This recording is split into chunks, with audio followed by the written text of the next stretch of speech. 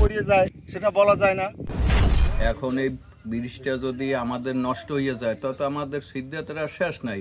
এটাই বরিশালের চরমোনাই ইউনিয়নের শালুকা মীরাবাড়ি বাজার সংলগ্ন 220 ফুট লম্বা সেই কাঠের সাঁকো, যেটা 2 বছর আগে গ্রামবাসী ও প্রবাসীদের নিজ অর্থায়নে তৈরি হয়েছিল। এই ব্রিজ দিয়া বস্তা লইয়া আইতে পারি না। প্রতিদিন এই ব্রিজ দিয়ে পায়ে হেঁটে পার হন অন্তত 1000 খানেক মানুষ। অথচ এই ব্রিজের পাশে দাঁড়িয়ে এখন শোনা যায় শুধু একটাই কথা, আমাকে এই দেশি গরিব মানুষের উপরে দৃষ্টি করে যদি ব্রিজটি আমাকে উপর দিয়ে আমাকে করিয়ে দেয়, আমরা অনেক উপকার হবো, বা আমরা ইনশাল্লাহ এলাকাবাসী আমরা দোয়াও করবো। আবার যদি আমাদের এখানে নৌকা আনা হয়, হয়তো আমাদের পারাপারে অনেক সিদ্ধাত হইবে। একটা গর্ভবতী মহিলা লইয়া যাইতে কষ্ট হয়ে যাবে, রাত্রে আসা যায় আমাদের কষ্ট হইয়া যায়। এই ব্রিজটার এখন জরুরি মেরামত দরকার, না হলে যে কোনো সময় বড়সড় দুর্ঘটনা ঘটতে পারে।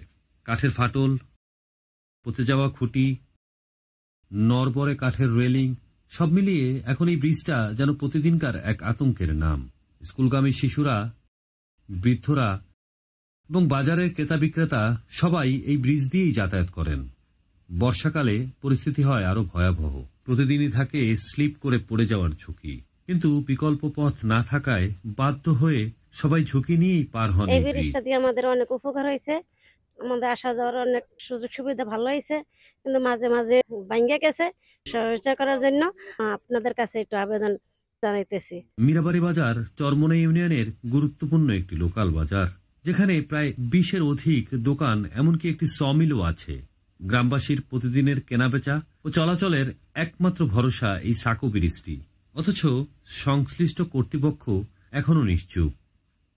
এলাকাবাসীর একটাই দাবি, সরকারি সহযোগিতায় এই ব্রিজটির দ্রুত সংস্কার হোক, অথবা একটা টেকসই কংক্রিট ব্রিজ নির্মাণ করা হোক। কেউ যেন কোনো অনাকাঙ্ক্ষিত দুর্ঘটনার শিকার না হয়। চরমোনাইয়ের শালুকা মীরাবাড়ির এই ব্রিজ শুধু কাঠ আর বাঁশে গড়া একটা কাঠামো নয়, এটা হাজার মানুষের দৈনন্দিন জীবনের পথ। এখন সময় এসেছে এই পথটাকে নিরাপদ করার। আপনারা দেখছেন দৈনিক কর্ণকণ্ঠ, সবার কথা বলে।